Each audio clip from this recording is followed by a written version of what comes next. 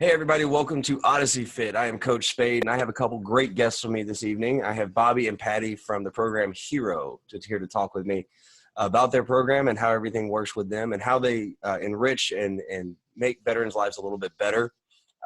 And we have, once again, it's Bobby and Patty. So guys, introduce yourselves and we'll start with Bobby since you're my first contact with this. So go ahead and introduce yourself and you're part of the program. My name is Bobby Whitlow, and I am a veteran, U.S. Air Force veteran, and I served in Desert Storm. I actually became involved with HERO as just a veteran receiving services. I attended some retreats and things for the women's program in the last couple of years. And let's see, early this year, maybe January, end of December, I got a phone call from the lady that had run the women's part of the program, and she had to step down, and she asked me to take over. And I've been with them then officially since January, and we're just we're really excited about all the things that we're getting ready to launch. And we had a lot of momentum going until COVID hit, and everything just kind of shut down. But we're looking forward to things getting moving again and being able to launch some of the projects that we're looking at doing this year. Awesome. Yeah, definitely COVID definitely hit everybody. I know as a gym guy myself and my job and everything else, it's been a rough few months. So Patty, how about you? Go ahead and introduce yourself and tell us what your part of the program is. Yeah. Yep. My name is pkavelege. I actually joined HERO back in July of last year. I joined the board after I was a part of the Fraternal Order of Eagles that actually helped raise money the year before for the lodge. Our state presidents chose HERO as their main charity. I do kind of a jack of all trades at HERO. I work with the donors. I work with our marketing team. I work with Bobby on I'm getting her grants and working with them with their programs where I can help to make sure that, we're getting the word out where we can.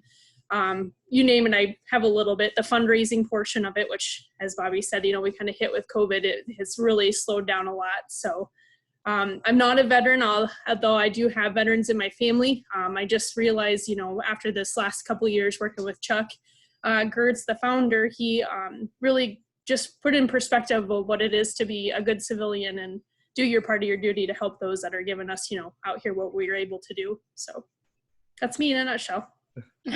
So I guess my first question is She really runs the show. She's being modest.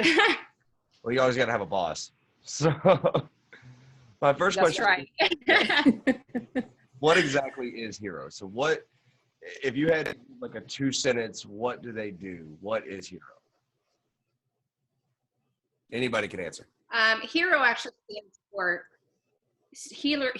stands for Healing for English River Outfitters. And a couple of sentences to tell you what it is. It is a organization that helps veterans and their families and brings reconciliation between the family if they fall apart. We work with veterans with physical and mental disabilities, as well as veterans without, but we just provide a lot of services for them. Okay, what are some of the main services you guys provide? Well, our resort that we have a lodge right now, and it's a smaller lodge. We're in the process of building another one. But it's on a property that's about 30 acres right now. And then we also have access to another 215 acres at a local park called Sockham Ridge Park. And the property is located in Washington, Iowa. And so we have a large volunteer staff. The program itself is a nonprofit charitable organization, and it's run, like I said, all through by volunteers serving veterans and their families. And so we have events. I think initially there was a lot of events that a lot of the male veterans were interested in, a lot of sportsman type activities, fishing, hunting, hiking, you know, those kind of things. And it's expanded. I know that HERO has hunts that are clear across the country. I know that there was one in Texas here, I think January or February, wasn't it, Patty? Where they did a dog hunt. Yep. So, you know, the gist of the program is providing, through nature, providing veterans with a chance to build confidence and hope and work on their health mentally, and just readjustment back into civilian life. You know, they want to just improve the quality of a veteran's life through therapeutic group-based activities that are intended to challenge and empower the veterans. So yeah, we're promoting healing and giving the veterans closure and reconnecting veterans with their families. So that's kind of the focus that it was when it began. You know, a lot of the best parts of the program are, I mean, the activities are great, but what really is meaningful and seems to be the most helpful to the veterans is the camaraderie and the shared experiences that are unique to veterans. And it's a place where our veterans can go and talk to other veterans that understand what they're going through. You know, they've lived in their world. They are dealing with a lot of the same problems. And there are veterans that when they go there, they are just able to open up in a way that they couldn't open up normally to anyone else.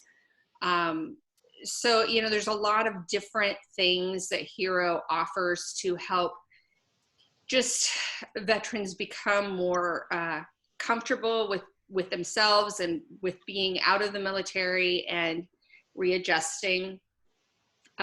Some of the things that we also do is, you know, we take a peer-to-peer approach, helping families that are having marital problems to avoid divorce, and working with veterans who are considering suicide.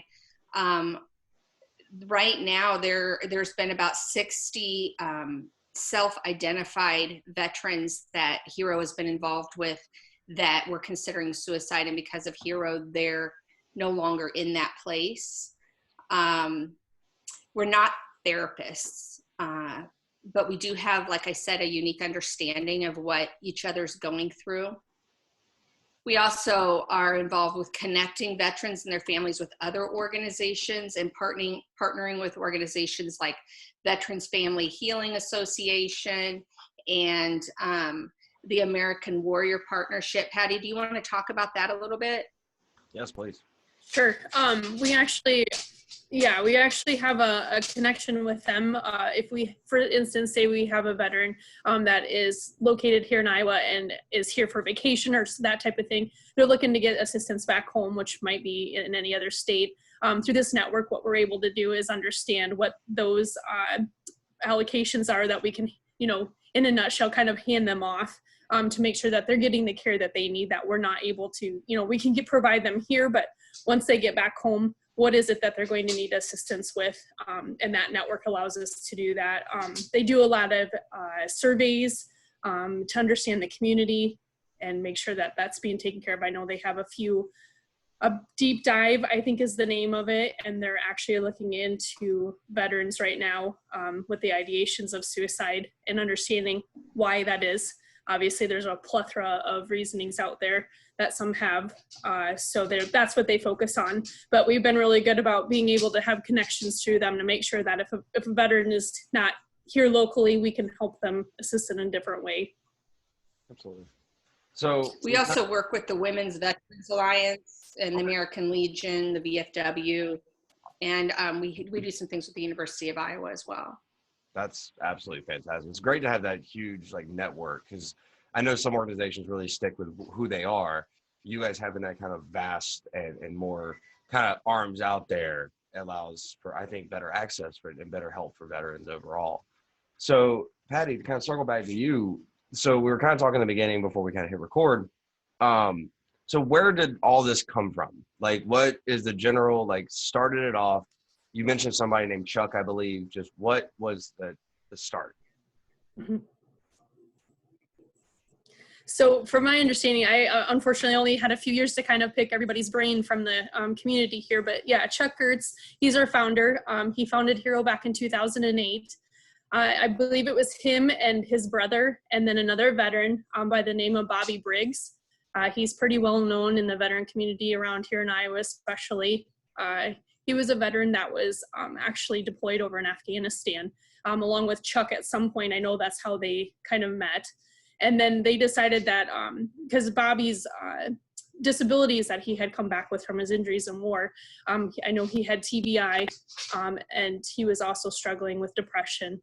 And Chuck and him decided that this was be kind of the way for them to connect and to get it out there is through hunting and shooting, fishing, being outdoors, if you will.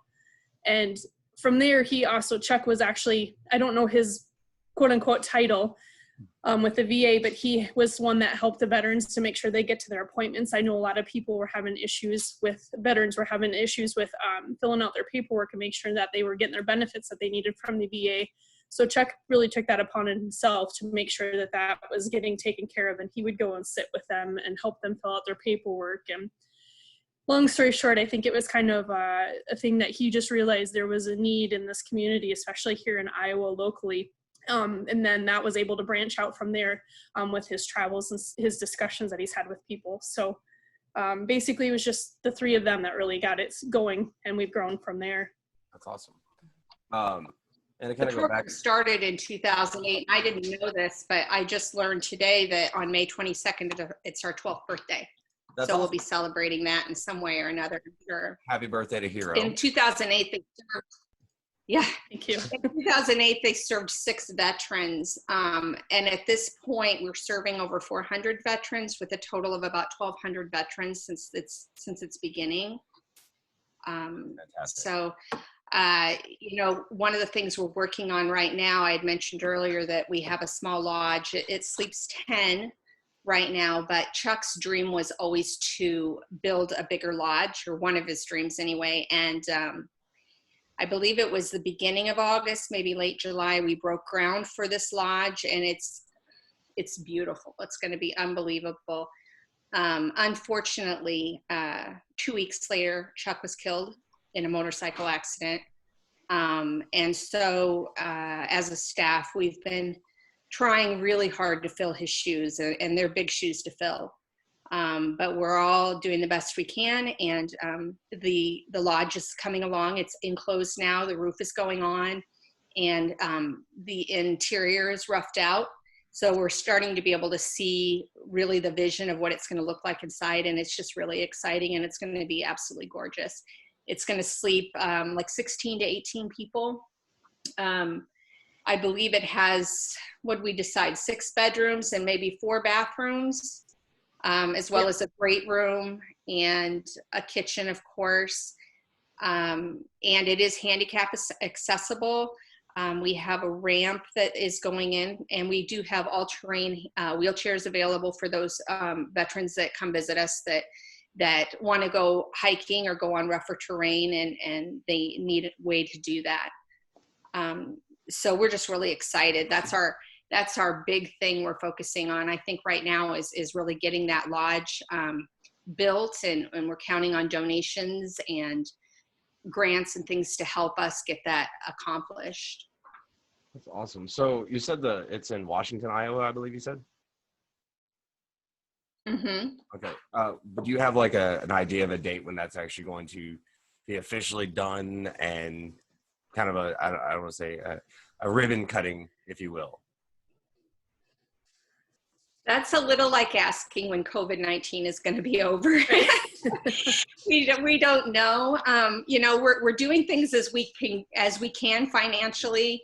Ideally, we'd like to see it done by the end of the year, but it really depends on funding and volunteers and the donations that come in. I know there's been a lot of people in the community that have donated their time, their materials. I know that there was a woman whose husband had passed in the last year or so, well, a little over a year, I guess, and they had a ramp for him because he was a handicapped veteran, and when he passed, she donated the ramp to go into the new lodge.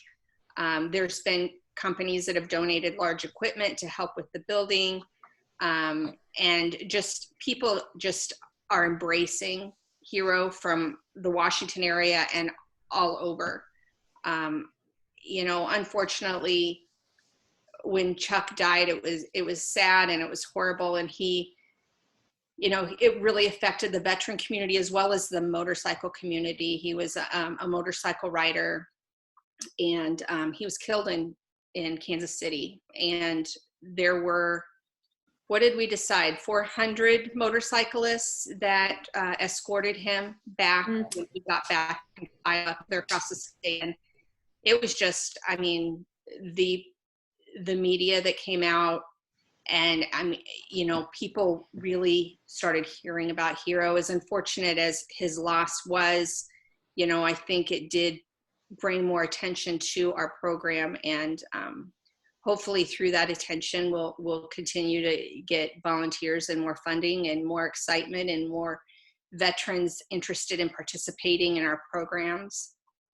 Absolutely. I think that's a wonderful way to kind of carry on a legacy of a gentleman who started the organization, is to continue.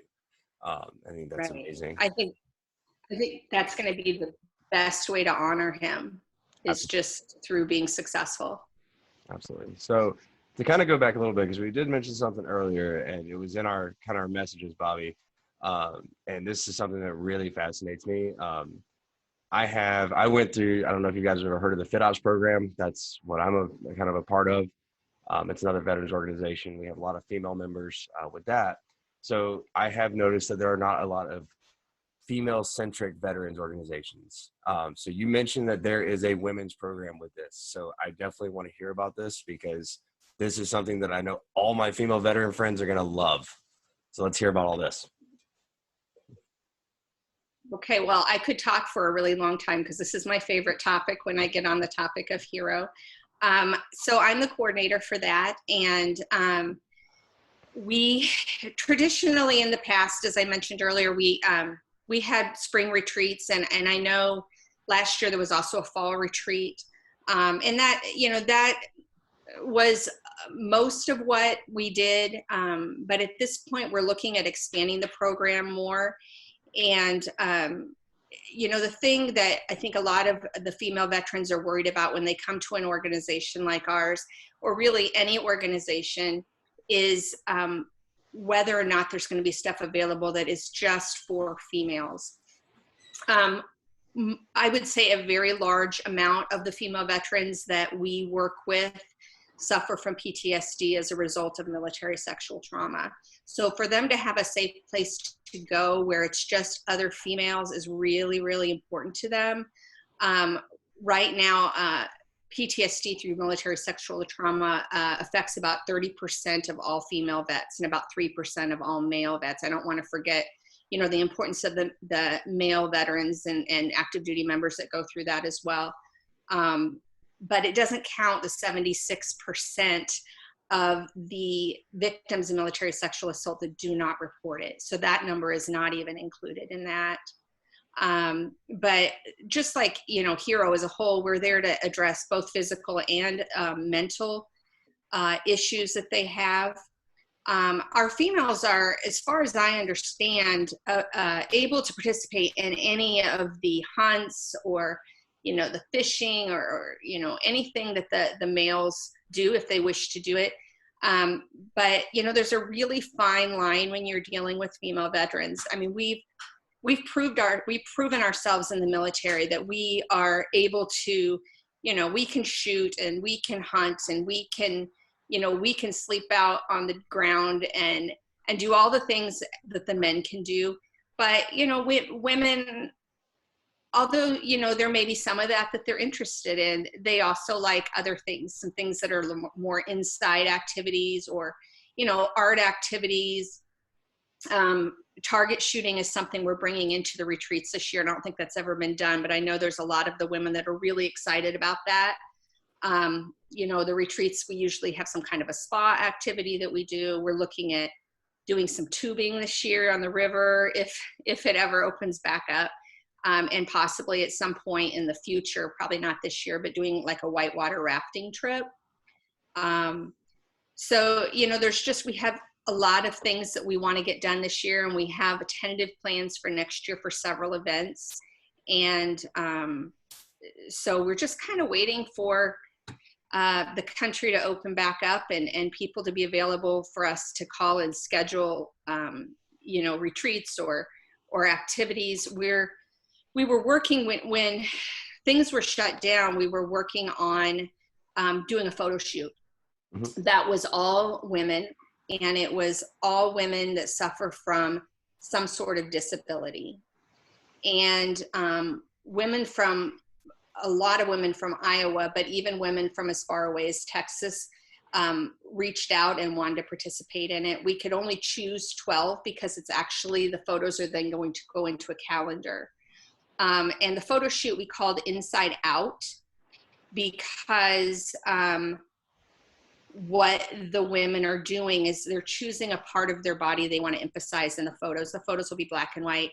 And we are taking all of the emotions and the things they hear in their head, that self-talk, and we're actually writing it on their skin.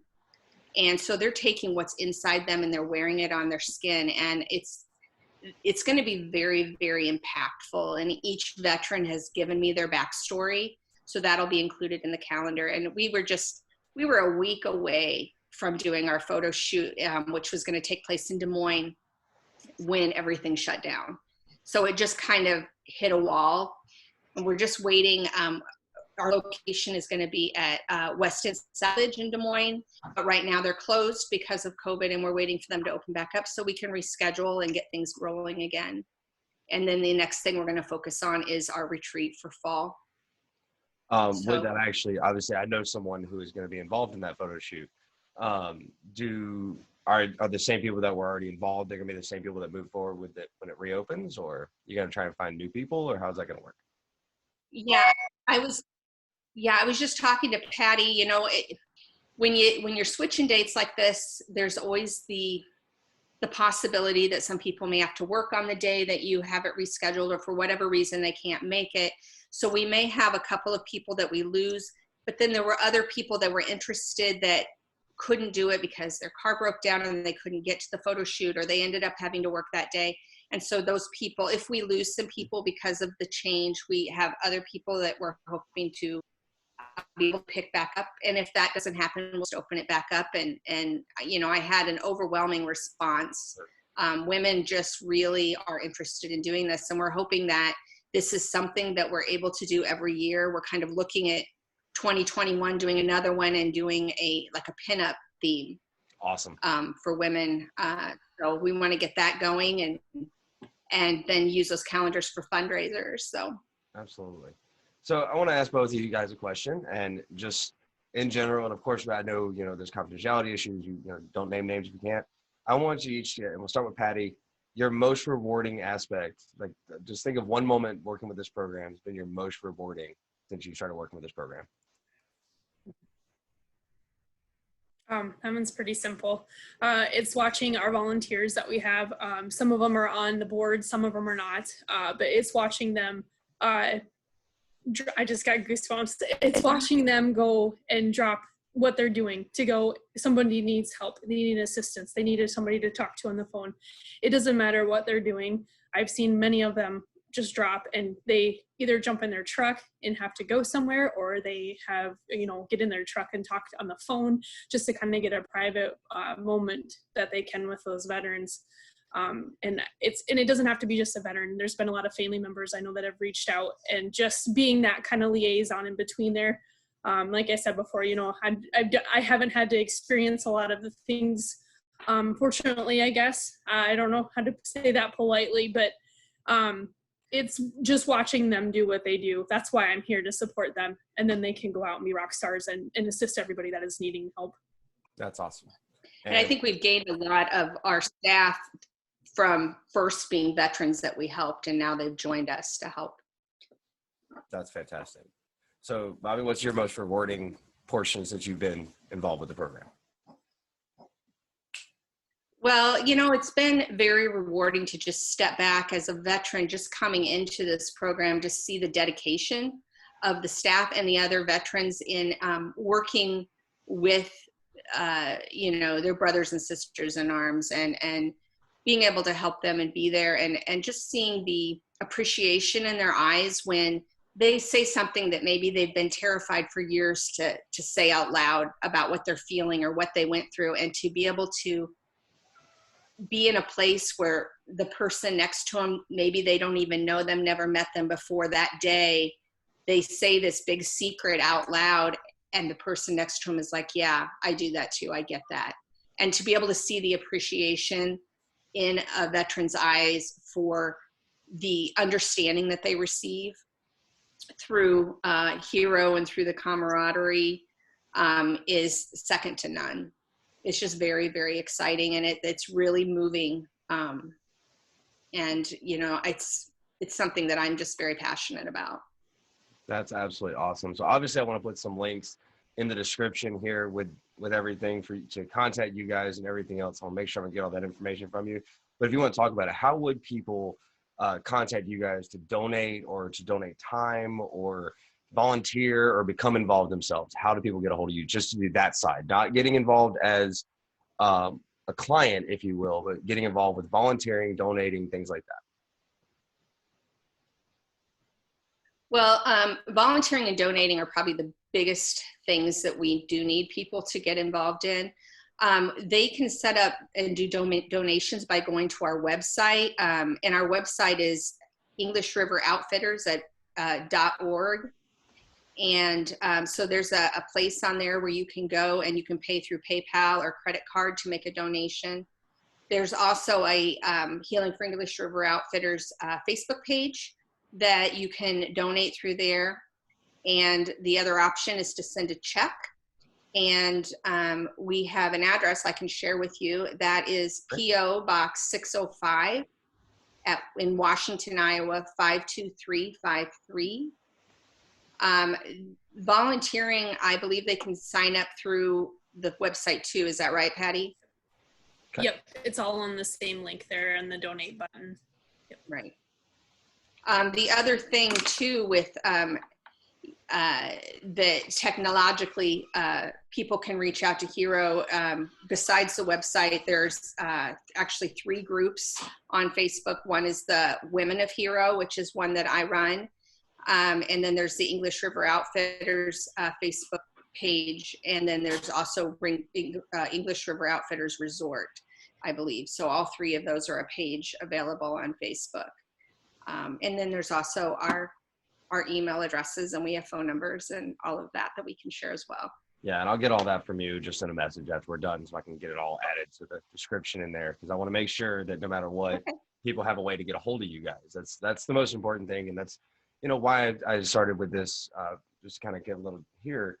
The original idea of the podcast was to push an idea of fitness, and it was just me talking about different companies that I work with and different organizations. And then all of a sudden I was speaking to another veteran who said, why don't you get other people to talk about other avenues? And it kind of started evolving into that. And I've been on the phone and on the internet and email. So you guys were one of my actual first interview for this, which is fantastic. And I'm really excited to work with you guys and everything. So I want to make sure all the information is out there. So the next biggest thing, would they use that same information to get help with you guys, or to become involved in, say, the resorts or anything like that? Would they use the same contact information? Mm-hmm. Okay. Yes. And if, as far as the females go, if they want to join the Facebook group, the Women of HERO, there's a lot of information about upcoming events and other female veterans. It's a group. You have to be a veteran, an active duty military member, or work closely with veterans through some kind of an organization, and we're all women on there. Mm-hmm. So even though, we're not having an event maybe going on at any particular time, women can still get on and find that camaraderie or that support. And so, by joining that Facebook group or the other one, the English River Outfitters one, there's a lot of information through there that they can keep up to date on. That's absolutely awesome. I want to go ahead and thank you guys so much for speaking with me and kind of giving this information out, because I do think there's going to be a lot of veterans that are going to use this. And there's veterans all over the state of Iowa, and with the programs that I'm involved with, who's pretty much my right now, my only listeners currently is from my people from the FitOps program, but they're all over the country. So I know they're going to want to spread this information out as well. You guys have a wonderful organization going on, and I think it's absolutely amazing. And I definitely want to stay more involved as well myself. So I'm going to go ahead and do this, and I'm going to be sending you guys a check by the end of this week for undisclosed amount that I'm not going to say over the air. So I want to donate in on behalf of my company, Odyssey Fit. So I want to thank you guys again for jumping in and talking with me today. Is there anything else you guys want anybody to know? Just that, you know, even though we don't have a lot of things going on right now because things are shut down, we are always available. The women are always welcome to contact me through Facebook, or if my phone number or email address is available to them after this podcast, they can always reach me on there. If there's things going on, you know, if they're having a rough night in the middle of the night and they need to reach out, you know, I'm available 24 hours a day to help a veteran. And I know I'm not the only person at HERO that would be willing to do that. So. Yeah. That sounds awesome. Patty? I just want to go ahead and put a plug in that we were looking at trying to get a 5K event going next year. So that might kind of add a little tie in here for you guys. Yeah. And we've actually been looking at more like one-day events or weekend events that we can have just veterans come over, you know, besides the retreat type of thing, just to get some of this camaraderie going also on the side. So I know that we're looking at like canoeing and, you know, there's a lot of them activities. And I just want to mention too, that we are accessible as much as possible as we can. If we don't have it, we will definitely try to figure out how to do it. I know there was a lot of things like when we were talking about doing this 5K obstacle, to make sure that there was somebody, you know, if they needed the track chair, they were able to go through. Maybe it's the side event type of thing, or the, you know, the obstacles to go through. So just wanted to make sure that everybody, you know, there are some things out there too that are a little tied more into the fitness side of things other than just shooting and stuff that we have. And I just want to thank you, Dan, too, for taking the time. Appreciate it. All right. Well, thank you guys again. And once again, thank you everybody for listening to Odyssey Fit. Check out HERO on Facebook. I'm going to, once again, a link in the description for all their contact information. Thank you guys both so much for joining me tonight. And I will definitely be in touch really soon. Thank you for having us. Thank you. Thank you. Bye-bye. Bye.